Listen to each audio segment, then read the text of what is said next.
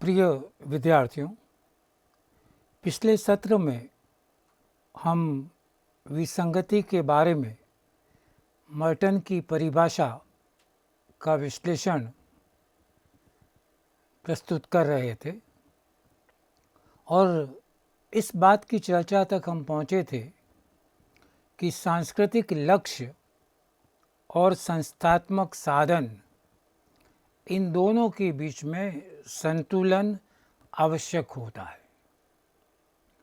वास्तविकता यह है कि इन दोनों के बीच में कई बार असंतुलन की स्थिति पैदा हो जाती है।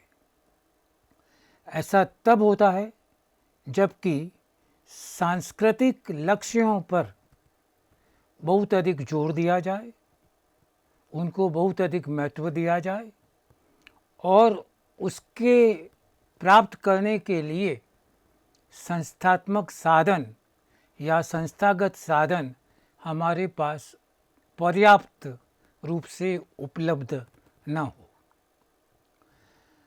वास्तविकता में व्यक्ति लक्ष्य और साधनों के बीच में अनुकूलन करता है और इस व्यक्तिगत अनुकूलन को मर्टन ने विस्तार से समझाने का प्रयास किया है। मर्टन ने व्यक्तिगत अनुकूलन को 5 श्रेणियों में विभाजित किया है, जिनकी चर्चा हम करेंगे, और इस चर्चा को उन्होंने एक तालिका के माध्यम से स्पष्ट करने का प्रयास किया है। वह तालिका इस चर्चा में शामिल की गई है। उस तालिका में एक चिन्ह प्लस का है और एक चिन्ह माइनस का है। बीजगणित की शब्दावली में प्लस माइनस। प्लस का जो चिन्ह है वह स्वीकृति को प्रकट करता है, एक्सेप्टेंस को डिनोट करता है, और जो माइनस का चिन्ह है वह अस्वीकृति को प्रकट करता है। इन दोनों के माध्यम से मर्टन ने 5 अवस्थाओं का वर्णन किया है।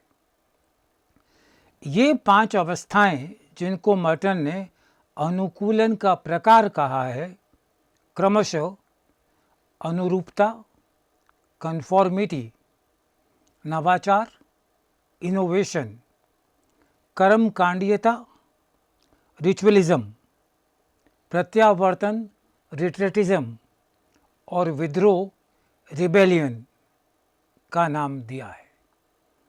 और इनके आगे तालिका में सांस्कृतिक लक्ष्य और संस्थागत नियम रखे गए हैं और प्लस माइनस से उनकी स्वीकृति को डिनोट किया गया है। इनमें से प्रत्येक की बहुत ही संक्षिप्त व्याख्या हम यहाँ पर करेंगे। अनुरूपता। मर्टन यह कहते हैं कि जब सांस्कृतिक लक्ष्यों और संस्थागत नियमों में प्रभावी तालमेल होता है, अर्थात समाज के सदस्य सांस्कृतिक लक्ष्यों को प्राप्त करने के लिए संस्थागत साधनों का ही उपयोग करते हैं, तो ऐसी स्थिति को कन्फॉर्मिटी कहा जाता है, अनुरूपता कहा जाता है। यानी समाज के द्वारा परिभाषित सांस्कृतिक लक्ष्य, समाज के द्वारा प्रतिपादित संस्थागत नियम, लक्ष्यों को प्राप्त करने के लिए व्यक्ति संस्थागत नियमों को संस्थागत साधनों को माध्यम बनाता है, वह संस्थागत साधनों की अवहेलना नहीं करता है, पूर्ण रूप से उनको स्वीकार करता है और उसी के माध्यम से लक्ष्य को प्राप्त करने का प्रयास करता है। इसको मर्टन ने अनुरूपता कहा है। यह स्थिति विसंगति का द्योतक नहीं हो सकती है। क्यों? क्योंकि विसंगति केवल तब उत्पन्न होती है जबकि इन दोनों में कन्फॉर्मिटी नहीं हो, यह स्थिति अनुकूलन का एक प्रकार है और इसको विसंगति से अलग रखा जा सकता है।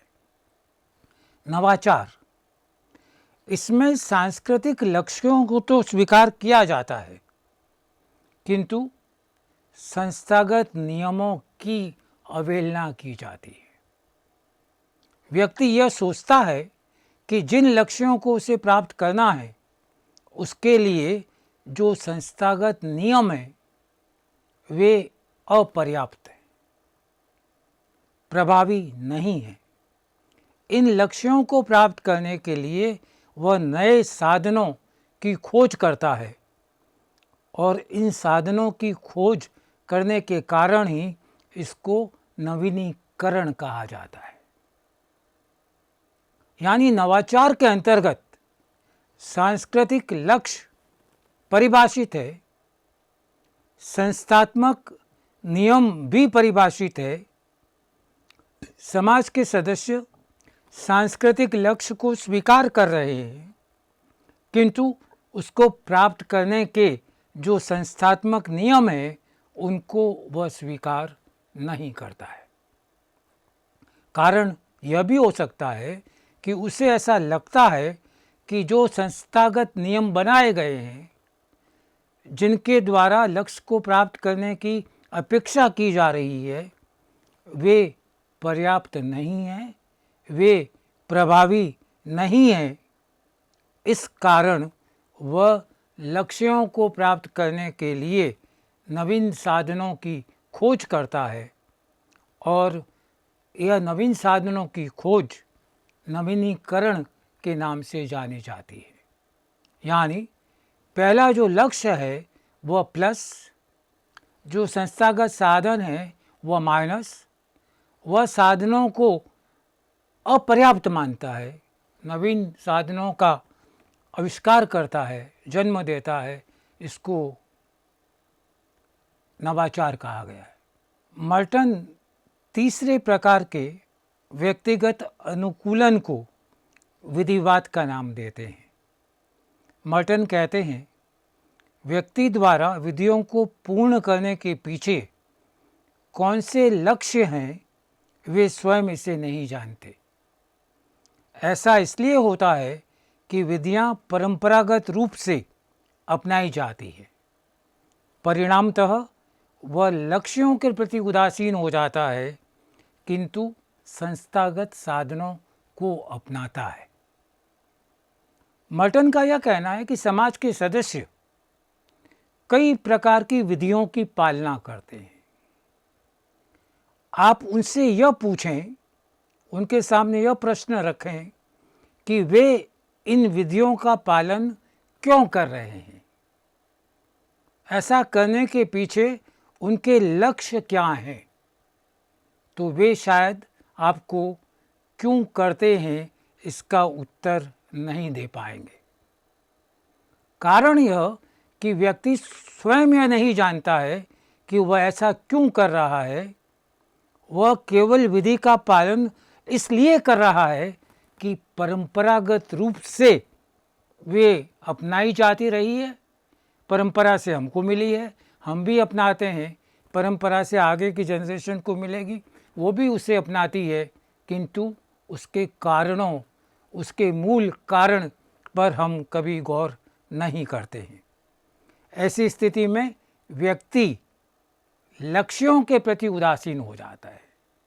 जब वो कारण ही नहीं जानता है उस लक्ष्य के पीछे का, तो वह एक रूटीन की तरह से उसे करता है, उसमें उदासीनता आ जाती है लक्ष्य को लेकर, किंतु उसके जो संस्थागत साधन हैं, संस्थापक साधन हैं, उनको वह अपनाता है।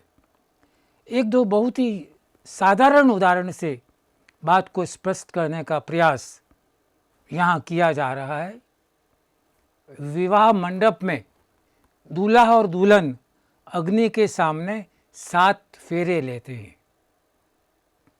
न तो दूल्हा दुल्हन को और न ही परिवार के सदस्य यह जानते हैं कि अग्नि के चारों ओर फेरे लेने का उद्देश्य क्या है।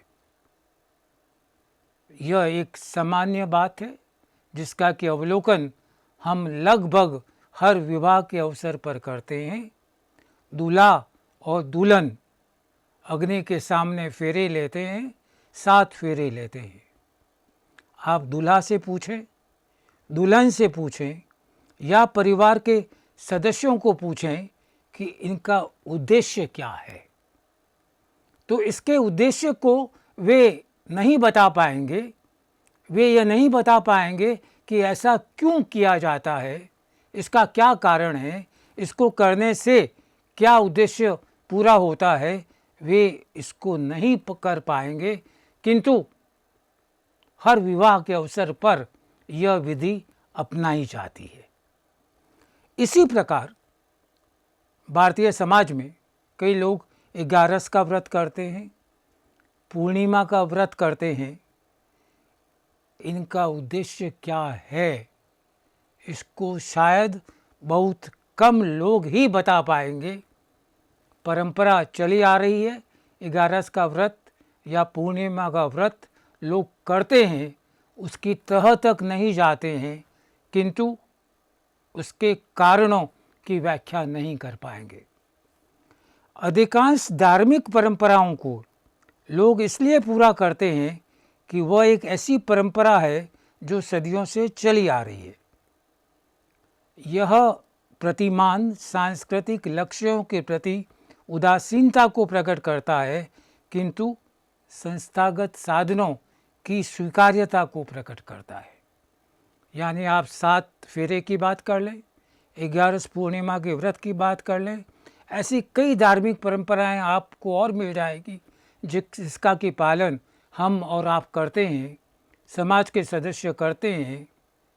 उनको अपनाने का कारण क्या है, उसको अपनाने का उद्देश्य क्या है, इसको वे स्पष्ट नहीं कर पाते हैं, ना ही वे स्वयं इसको जानते हैं। इसका मतलब ये हुआ कि वे लक्ष्य के प्रति उदासीन हैं, किंतु वे संस्थागत नियमों को मान रहे हैं। यानी सांस्कृतिक लक्ष्य के कॉलम में यह माइनस के निशान से प्रकट होगा और दूसरे कॉलम में, नियम के कॉलम में, प्लस के सिद्धांत से प्रकट होगा।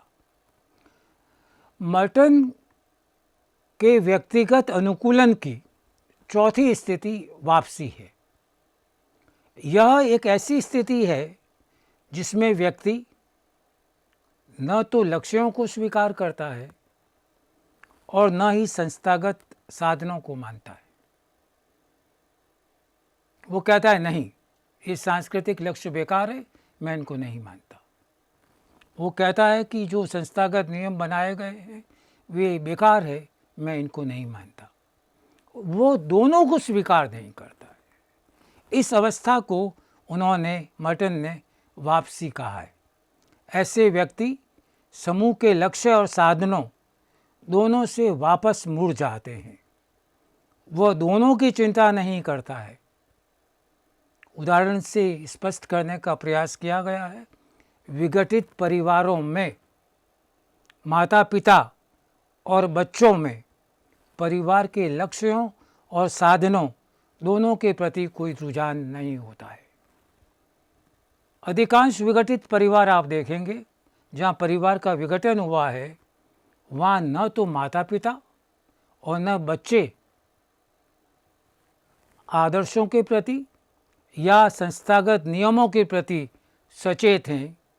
वे उन दोनों की परवाह नहीं करते हैं। परिणाम यह होता है कि परिवार का विघटन होता है। ऐसी स्थिति को मर्टन ने वापसी कहा है। विद्रोह, जब व्यक्ति लक्ष्य और साधनों दोनों को नहीं मानता है और दोनों के प्रति विद्रोह करता है, तब समूह उपसमूह बढ़कर उसका रूप ले लेता है। जब किशोर साध्य और साधन दोनों को नहीं मानते हैं तो वो अपना एक गैंग बना लेते हैं। देखिए, इस स्थिति में जो व्यक्ति है वह न तो सांस्कृतिक लक्ष्य को मानता है और न साधन को। केवल नहीं मानता है यह बात नहीं है, वह उन दोनों के प्रति विद्रोह करता है। वह यह स्वीकार नहीं करे ये अलग बात है, स्वीकार करने के साथ साथ वह उसके प्रति विद्रोह करता है।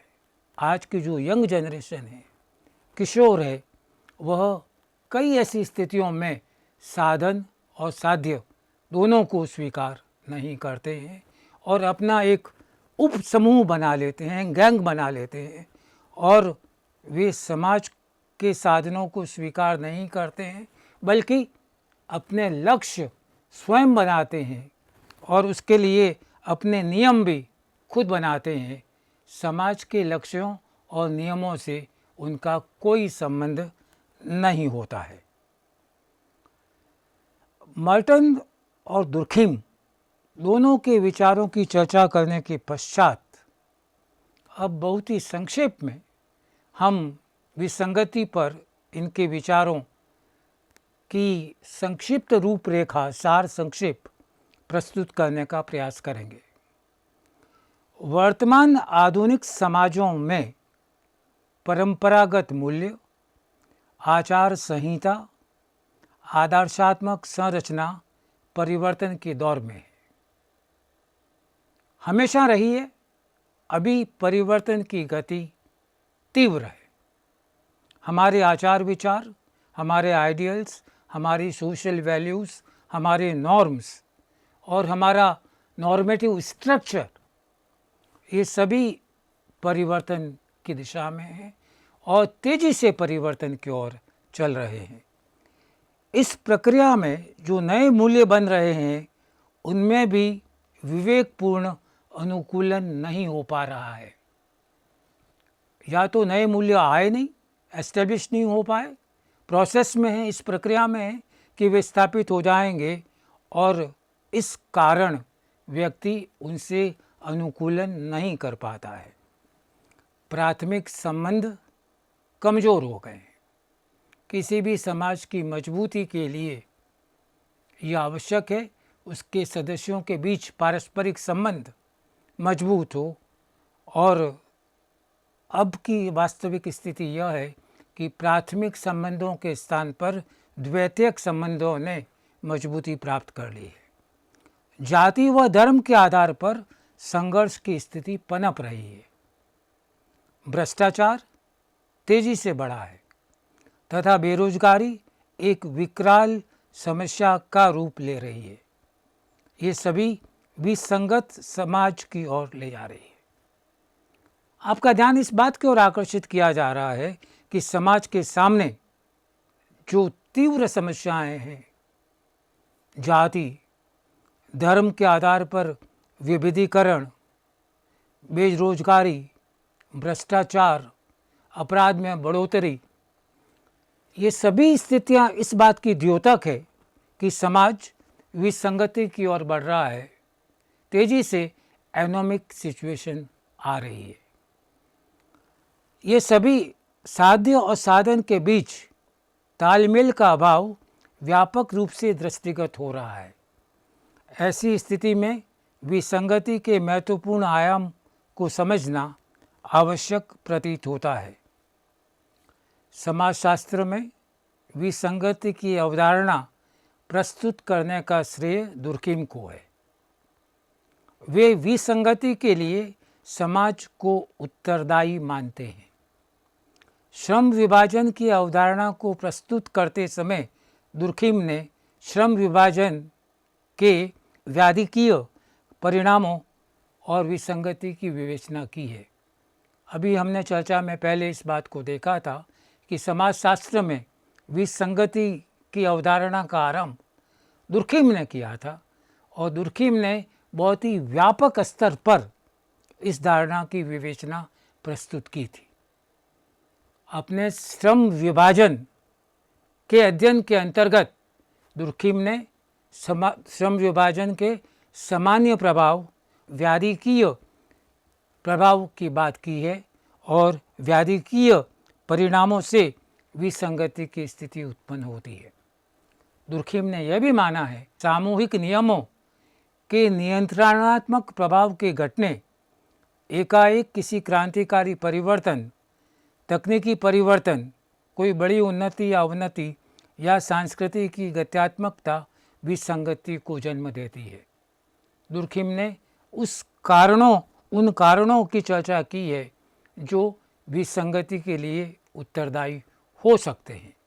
इसमें उन्होंने यकायक परिवर्तन के कारण भी बताए हैं, जैसे क्रांतिकारी परिवर्तन, तकनीकी परिवर्तन, यकायक कोई बड़ी उन्नति हो जाए, यकायक कोई बड़ी अवनति हो जाए, ये अचानक उत्पन्न होने वाली परिस्थितियां हैं।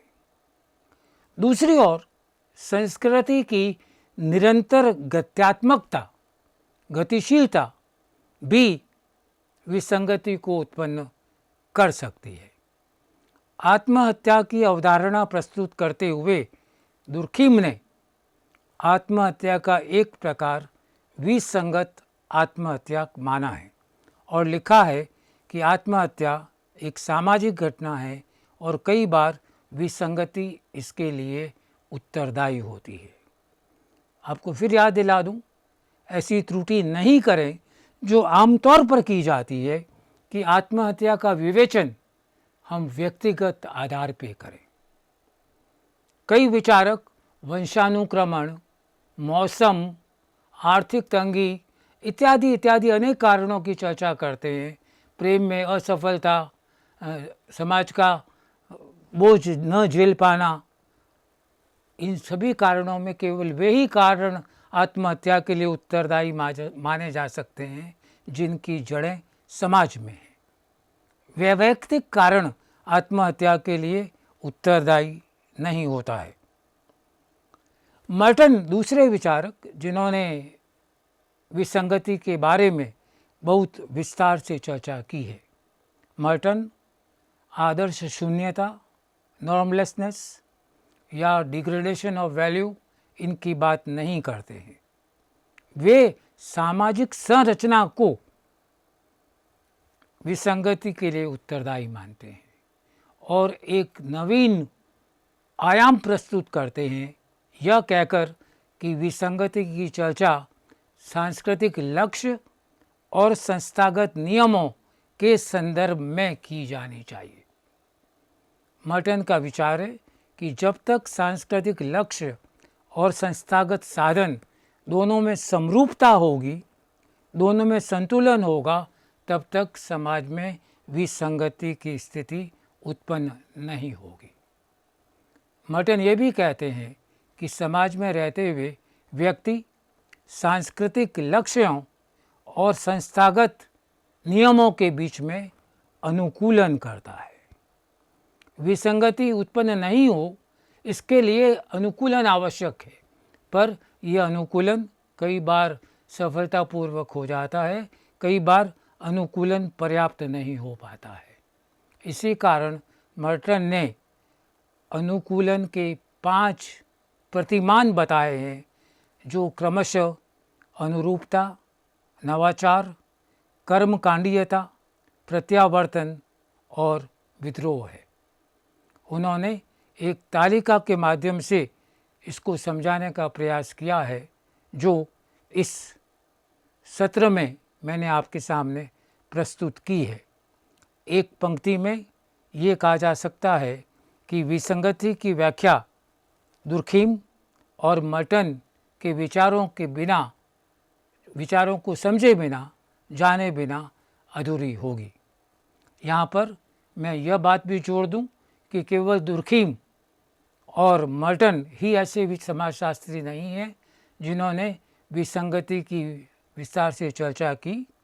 कई दूसरे ऐसे विचारक हैं, जैसे मैंने नाम पहले भी आपको बताया, पार्सन्स, अब्राहम, उन्होंने भी विसंगति की चर्चा की है।